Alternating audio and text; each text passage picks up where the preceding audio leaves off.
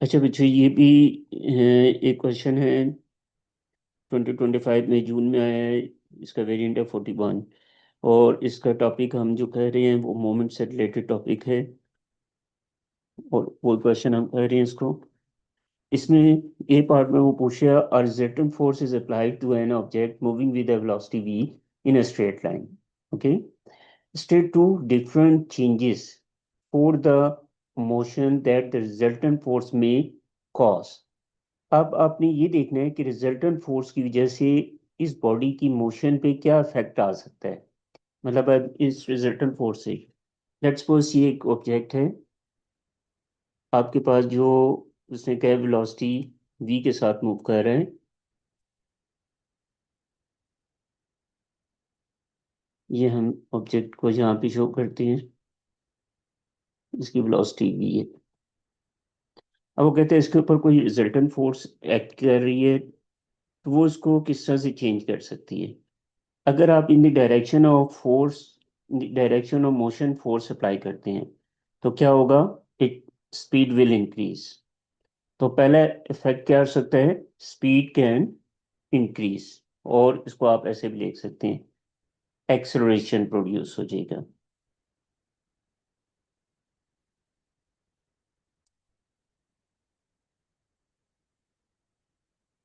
तो पहला फैक्टर आप लिख लेंगे, resultant force can accelerate the body. ठीक है, resultant force can accelerate the body.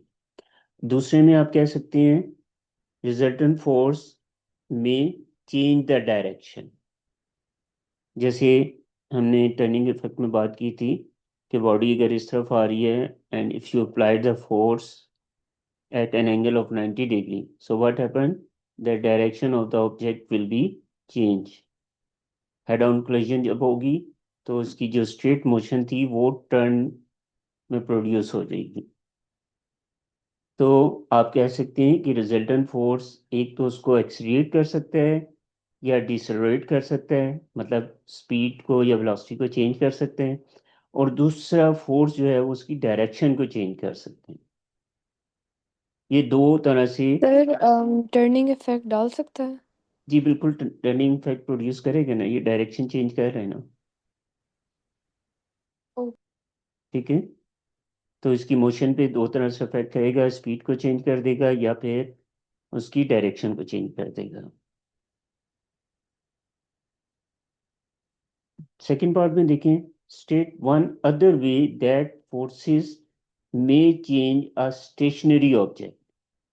मतलब एक स्टेशनरी ऑब्जेक्ट है, रेस्ट में है, तो उसके ऊपर बॉडी जो है, फोर्स जो है वो किस तरह से इफेक्ट हो सकती है या चेंज कर सकती है।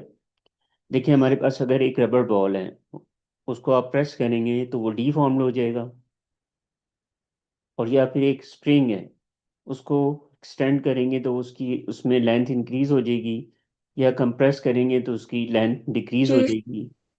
तो इस तरह से हम कह सकते हैं कि force can change the shape और साइज ऑफ द ऑब्जेक्ट।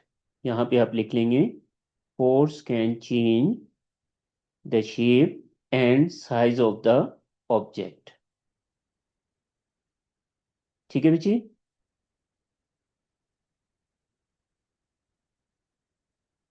ये समझ आ गया आप सबको। जी सर। जी सर। ओके, अब आ जाइए जरा नेक्स्ट पार्ट की तरफ। This is very interesting. और ये पार्ट देखिए कितने मार्क्स का है, 4 मार्क्स का है। 4 मार्क्स जो होते हैं ये स्ट्रक्चर क्वेश्चन में सबसे मैक्सिमम मार्क्स आते हैं किसी भी पार्ट के। Describe how uniform metre ruler, a pivot, and a selection of masses can be used to determine, to demonstrate that there is no resultant moment on an object in equilibrium। अच्छा अब देखिए, ये statement इसने थोड़ी सी घुमा फिरा के दी है, लेकिन है कौन सी ये स्टेटमेंट, मैं एक डायग्राम बना रहा हूँ, आपके जहन में आ जाना चाहिए। ये हमारे पास शार्प एज रखा हुआ है, इसके ऊपर मीटर रूल आपने बैलेंस किया है। सेंटर ऑफ ग्रेविटी पे, ये पिवट है इसका, यहाँ पे एक मैस हैंग करवाई है, एक मैस यहाँ पे हैंग करवा दी गई है। This is taken as M1 या W1 जो भी कह लें, और ये इसका डिस्टेंस है D1, और ये जो M2 मैस ले लिया इसको, और इसका distance from the pivot taken as D2. This will try to rotate in clockwise, this will try to rotate in anti-clockwise, and this will be balanced if clockwise moment should be equal to anti-clockwise moment. M1 D1 should be equal to M2 D2. अब आप बच्चे मुझे बताएंगे आपके जहन में कौन सा ये एक्सपेरिमेंट आ रहा है, किसी नाम से किया हुआ था एक्सपेरिमेंट आपने? जी सर, कौन सा था? Principle of moment. Exactly, very nice very nice. अब देखिए ये स्टेटमेंट कितनी उसने चेंज करके दी है कि describe how uniform metre rule ruler pivot and selection of message, और फिर वो कहते हैं कि demonstrate the that there is no resultant moment.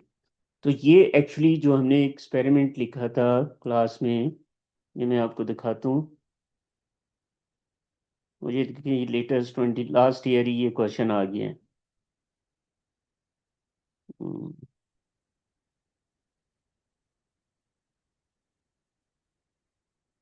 ये मैं शेयर कर रहा हूँ।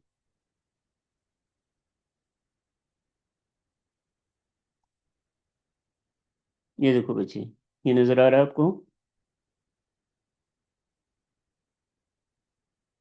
ये हमने पढ़ा था ना, प्रिंसिपल ऑफ मोमेंट, जी और इसमें हमने ये एक्सपेरिमेंट लैब में परफॉर्म भी किया था, फिर आपने जी। लिखा भी था क्लास में। तो अब ये 4 मार्क्स के। अब आपने क्या करना होगा इसके आंसर में, सबसे पहले ये अप्रेटस लिखनी है, डायग्राम बनानी है, 1 मार्क इसका होगा। फिर प्रोसीजर लिखने हैं, 1 मार्क इसका होगा। 7 टेबल बनाने, ऑब्जर्वेशन एंड कंक्लूजन। तो ये पूरा लिखने पे आपको यू विल अवॉर्ड 4 मार्क्स। ठीक है। अब आपको जी क्लास में लिखते हुए थोड़ा सा फील हो रहा है कि सर ये इतने लेंथी एक्सपेरिमेंट क्यों लिखवा रहे हैं। तो अब आप देख लें, ये आपके सामने क्वेश्चन आया है बकायदा।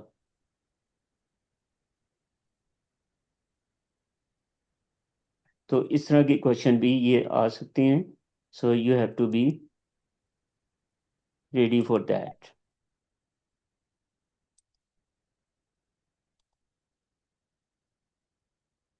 तो यहाँ पे आप सबसे पहले प्रेटस लिखेंगे, डायग्राम बनाएंगे, मेथड लिखेंगे, टेबल बनाएंगे, और टेबल बनाने के बाद लास्ट में ऑब्जर्वेशन और कंक्लूजन लिखना है। अच्छा, दूसरी ये है कि आपने इसको अपनी वर्डिंग में भी लिख सकते हैं। एक दफ़ा पढ़ के अच्छे तरीके से समझ लें, सीक्वेंस उसका याद कर लें, और अपनी वर्डिंग में लिख लें। ज़रूरी नहीं है जिस तरह से पॉइंट्स में मैंने लिखवाया आपको उसी तरह से आप लिखें, इट्स अप टू यू। क्योंकि यहाँ पे डायग्राम की भी स्पेस दी है। अब जैसे देखें, ज़रूरी नहीं है कि वो इसमें स्टेटमेंट में लिख दे कि जी डायग्राम भी बनाए, प्रोसीजर भी लिखें, सब कुछ लिखें। वो सिर्फ गैप इस तरह से दे देगा, इसका मतलब होगा you must draw the diagram somewhere है। वैसे तो उसने कहा है you may include a label diagram. कोशिश करें, अगर आपको डायग्राम सही आती है, मालूम है, तो फिर तो आप उसको ड्रा करें। अगर नहीं आती तो फिर आप डाउट में हैं, तो फिर आप उसको ना ड्रॉ करें, फिर उसका प्रोसीजर वगैरह लिखते हैं हम। ठीक है।